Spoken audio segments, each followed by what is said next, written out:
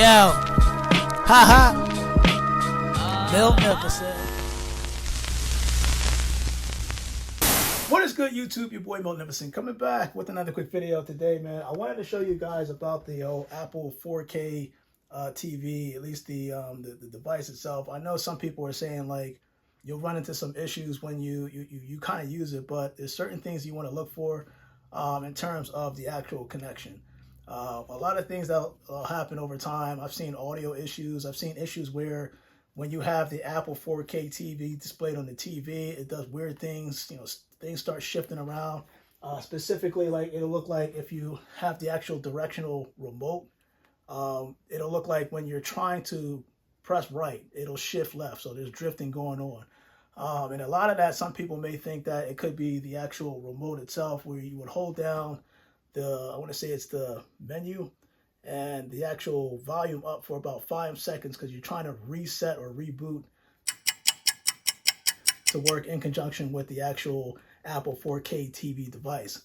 That'll work, in my opinion, if you have some audio issues where when you program the audio to work with your actual television, the remote kind of doesn't respond. So I've seen that happen.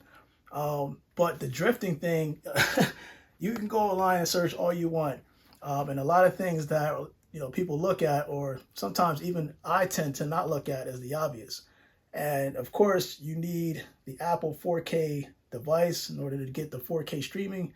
You need a 4K TV, but you also need this, the HDMI cable. Now keep in mind, not all HDMI cables can do 4K transmission. So let me break this down real quick.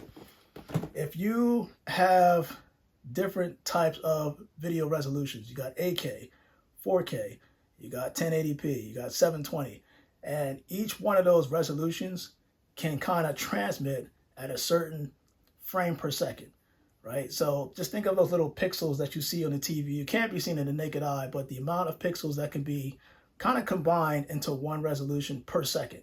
So the reason why I say that's important, because you want to make sure it's 4K all the way through. 4K on the device, 4K on the TV, 4K on the actual HDMI cord.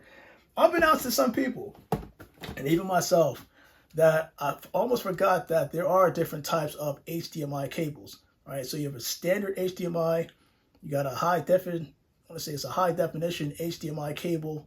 There's a premium high definition HDMI cable, and then there's an ultra or ultimate, I call it ultimate, but ultra HDMI cable. And the difference is, if you start from the top to bottom, the ultra HDMI cable, which I do not have, and it's probably very expensive, these cables are able to transmit different speeds in between connections. So if you look on this chart right here, it kind of measures and kind of gives you an idea at what what resolution that each 8K, 4K, what's the minimum needed in order to transmit the video frames per second between one device and another device. And of course, I have the type A connection. I'm only talking about type A for now, not talking about type C, D, and all that stuff. I'm talking about just the actual connection of type A. This is the only connection you're probably going to use for a 4K, at least unless you're going to go minimize and do a micro, but neither here nor there. But my point is, you want to make sure it's 4K all the way through. You want to make sure the bandwidth that you have, your internet connection, is solid, or it's enough to transmit or accommodate all those speeds. If you look on your Apple phone, a lot of people use Apple phones. You guys, people like me, you, and everybody else who does content stuff all the time, you go into settings on your Apple phone. If you go to camera, and then you kind of want to say the video portion, you can actually adjust how the video is recording on your phone. So some people may not even know that they're actually recording in 1080p, but you have that option to go all the way to 4K.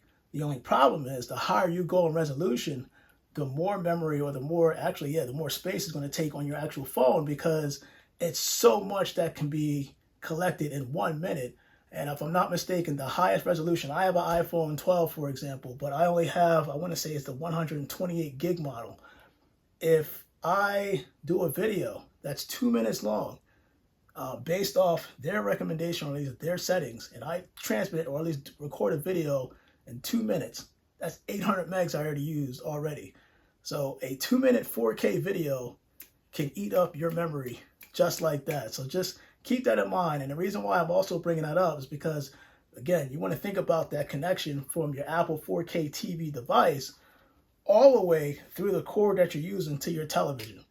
And also the bandwidth. They all have to line up if you want a crystal clear 4K or 8K, depending on the capabilities of your TV. We don't have 8K Apple 4K TV. I'm sorry, Apple TV yet. There's a rumor going around that we may see an 8K version of the Apple TV device. You're going to need a lot of bandwidth for that. But anyway, so the drifting thing happened because I was using a lower resolution, so the standard cable, without even realizing it. And some things that you want to take in consideration when you go out and you're buying an HDMI cable, a lot of these cords have to be industry standard, meaning it can't be like this. This was kind of like back in the day when they would just throw an HDMI cable and you would see 4K this, 4K that, but you weren't sure which type of HDMI cable was actually being used. So the newer cables that you see that are industry standard, they actually label the type of HDMI cables that are kind of being produced. And you can see it right here. I have a picture right here, but they'll tell you the type of HDMI cable that you're utilizing before you buy it. So that's why when you go to the store, it's not always good to just look at an HDMI cable section and just think, ooh, that's the cheapest and I'll get it. No, no. So just keep in mind, there's 4 different ones. The standard one that I mentioned, which is kind of the low grade, that can only produce, or you can only see about anywhere from 720 to 1080p. And then you can kind of move up into the high definition HDMI, which can kind of get you from 1080p to 4K to a certain point, but it's just going to give you that lower side of the frames per second that it can transmit. And then you go a little bit up and you can go to like the premium high definition. Now you're talking like, this is where 4K comes in. So you can go from 1080p to 4K, but 4K at its lowest frame per second. Then if you really want to stunt and you really want to get excited, that's when Ultra HDMI kicks in. And that is able to, like these HDMI cables are able to transmit not just 4K, but up to 8K as well. So you want to make sure you have the right HDMI cable. And the reason why I'm bringing this, a lot of your problems will be solved if you pay attention to this thing, this HDMI cable when you're using your Apple 4K device. I can't tell you how many problems have gone away over time just by using the correct HDMI cord. If you don't, sometimes it can cause, this is what I noticed over time, it definitely causes problems with this. The drifting wasn't on the remote, the sensors were going all over the place. So be careful when you're buying your HDMI cord to work against your Apple 4K TV. Make sure, and it's just my recommendation, that you at least consider, you can do the high definition HDMI version. I personally would recommend the premium. You don't have to do the Ultra or the Ultimate, just, you know, unless you want to get a faster transmission speed, but that now you're talking like 28 gigs and stuff, but you don't need all that stuff. You just need what makes this function without you having to reset your remote over again, without the factory default in your 4K TV. It's just something I want to kind of present to people because it's almost the same thing like computers, right? A lot of people like bandwidth, like speed, but if you're in an environment where everything is wired, you got to think about the wire, the Ethernet connections, right? You could use Cat 5, 6, 7, et cetera, but you know, you always want to make sure everything is when it's interconnected and it has anything to do and everything to do with your transmission, make sure everything is aligned up. Again, from the TV to the HDMI cable to the Apple device displaying the 4K streaming, make sure that's consistent. Make sure you have the bandwidth for your whoever your internet provider is, and you should have everything that is good. And also keep in mind before I go, even if you have the speeds to compensate for that streaming, just make sure you have enough around the household because, you know, I got kids are playing video games, that's eating up bandwidth. Cameras all over the place, that's eating up bandwidth.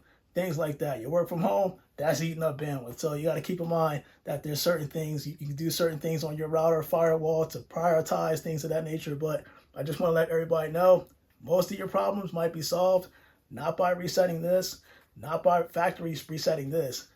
Check your HDMI cable and replace it when necessary. Boy, Magnificent Man, I am out.